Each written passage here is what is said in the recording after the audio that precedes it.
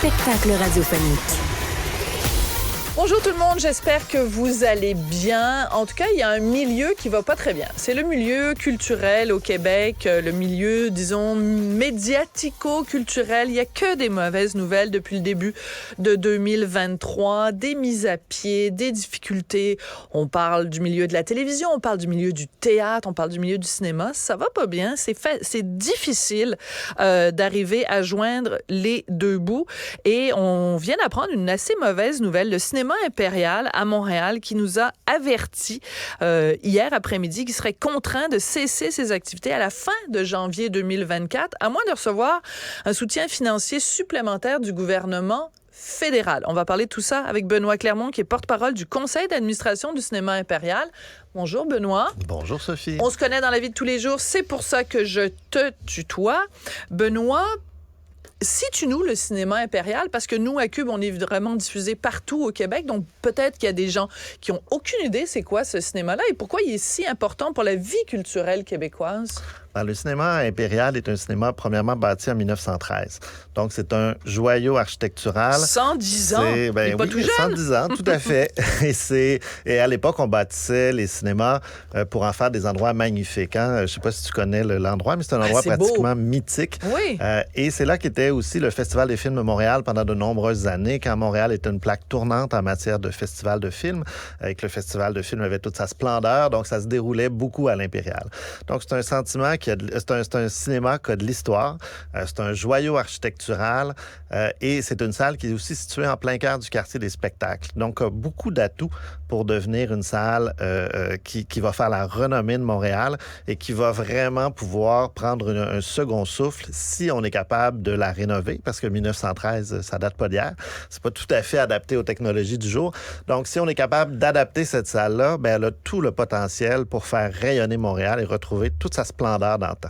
Parce que quand on parle du quartier des spectacles, c'est que, évidemment, pas loin, t'as la place des Arts, t'as, évidemment, aussi des lieux comme, le Club Soda. Enfin, t'as plein d'endroits autour. T'as même les trucs, la grande bâtisse, là, de l'ONF, t'as la danse. Bref, toutes les formes d'art sont réunies dans ce quartier-là. Et si on laisse aller le cinéma impérial, ça va être comme une chaise à qui il manque une de ces quatre pattes, là. Oui, ça crée un trou parce que ce lieu-là a vécu vraiment l'histoire du cinéma et ensuite du spectacle de Montréal. Donc, on créerait littéralement un trou au beau milieu de la Place des Arts, du cinéma de l'ONF, du Club Soda, de toutes ces salles mythiques qui font vivre ce quartier-là. Donc, nous, on se bat pour ne pas que ça arrive. D'accord. Alors, c'est une question de sous, donc c'est important de faire un petit calcul. Alors, je veux juste donner quelques chiffres parce que vous êtes tourné, le conseil d'administration, vers des donateurs. Bon, c'est important de souligner Québécois, quand même, qui a donné 8,5 millions sur plusieurs années, depuis 2017. Mais il y a aussi le gouvernement du Québec qui, attends, je veux être sûr de ne pas me tromper, il y a 5,6 millions. Le seul problème, c'est que vous demandez la même chose d'Ottawa, puis Ottawa semble vouloir donner seulement des grenailles, donc ça aide pas, là. C'est exact. Et en fait, quand je mentionne qu'on se bat depuis 2017 pour la rénovation et la restauration du cinéma, c'est pour ça qu'on cherche de l'argent. Québécois, tu l'as mentionné, depuis 2017, supporte les activités courantes. Donc, le 8,5 millions, ça a été pour acheter l'immeuble et depuis ce temps-là, pour absorber les pertes, parce que le cinéma est tellement désuet qu'on a de la difficulté à le rendre rentable. Donc, Québécois assume les pertes et a même assuré les travaux d'urgence parce que la structure était en train de s'effondrer, le toit coulait. Donc, il y a eu 1,3 million d'investissements de Québécois pour assurer les travaux nécessaires. D'accord. Mais aujourd'hui, on a besoin de sous, effectivement, pour faire de la salle une salle, premièrement, à la valeur patrimoniale protégée et une salle multifonction qui pourrait servir pour des spectacles, pour des événements cinématographiques. Donc, on a besoin de sous pour la restaurer. Le provincial est prêt à injecter 5,6 millions. On parle à la ville. Il y a la ville de Montréal aussi. Exact. On parle à la ville pour avoir des sous et les négociations vont très bien, les discussions vont bien avec la ville. Ils veulent faire leur part. Maintenant, on s'attend du gouvernement fédéral à obtenir une somme équivalente à celle du gouvernement du Québec. Et pour l'instant, ils sont prêts à seulement s'engager à verser 1 million. payable en 2 fois, donc 2 fois 500 000 à partir de 2025-2026. Ce qui fait que là où on dit ce n'est pas suffisant, c'est qu'il y a encore des délais. Donc, chaque délai entraîne des hausses dans des coûts de construction. On sait ce que c'est. Donc, il faut avoir les sous bientôt. Et 1 million par rapport à ce que font nos autres partenaires pour protéger l'établissement, c'est bien peu. Oui. Donc, on réclame ou on demande à Patrimoine Canada de faire un effort équivalent à celui de Québec pour qu'on puisse bâtir une structure, un financement adéquat et qui va nous permettre de faire les rénovations nécessaires pour la salle, pour maintenir en vie cette belle salle-là. Alors, quand on dit que si l'argent du fédéral n'arrive pas, on va fermer les portes fin janvier 2024, c'est pas une menace en l'air, c'est vraiment une réalité économique qui fait que ce sera plus viable. Puis à un moment donné, les autres partenaires vont dire là, c'est parce que si l'argent n'arrive pas de l'autre côté, du côté du fédéral, nous, on arrête d'avancer des fonds. C'est un peu ça. Exact, parce que si on regarde la situation depuis 6 ans, on n'arrive pas à la rentabiliser. Donc, il faut des travaux. Et là, notre partenaire québécois nous dit, si vous ne réussissez pas à avoir l'argent pour rénover, on ne peut pas éternellement, en don de charité, vous envoyer des millions dans une entreprise dans une salle qui ne sera jamais rénovée et dans un lieu qui parviendra jamais à se rentabiliser. Oui. Donc, c'est pour ça qu'il faut avoir les sous pour les travaux et qu'il nous faut ces sous-là maintenant parce qu'on va perdre nos partenaires privés. OK.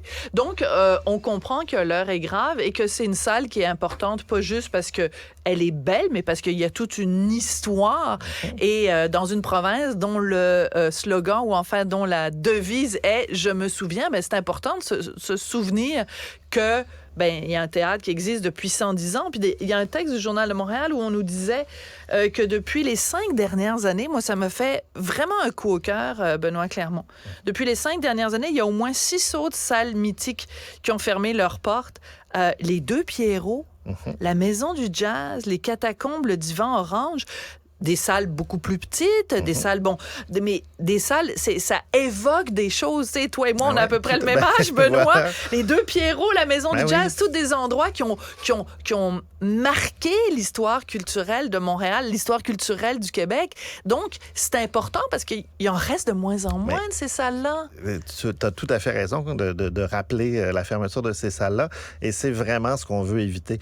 Et quand on regarde aussi des salles mythiques, des grands cinémas de l'époque, il y en a d'autres qui ont fermé, qu'on pense au Snowden sur le boulevard des Carrés pour les gens de Montréal. C'est devenu des condos. À chaque fois que je parle de vent, ça me fait de la peine. Oui, et sur l'avenue du Parc, un autre cinéma a été transformé en Renaud-Bré. Sur Saint-Denis, un ancien cinéma transformé en Pharmaprix. C'est pas ce qu'on veut pour l'Impérial. C'est une salle qui a une histoire en plein cœur du quartier des spectacles. On a plus d'ambition que de le transformer en Dollarama. Donc, quelque part, il faut vraiment faire de ce lieu-là un lieu actuel où le patrimoine est préservé et qui va être fonctionnel pour offrir aux gens de Montréal des spectacles de tout le Québec, si les gens viennent à Montréal, qui va pouvoir offrir des spectacles, des événements culturels dans un lieu patrimonial et fonctionnel. Alors, on va résumer ça. On va s'adresser à Ottawa en leur disant on ne veut pas que l'Impérial devienne un Dollarama. Fait qu'amenez vos dollars pour pas que ça devienne un Dollarama. Et c'est exactement le message.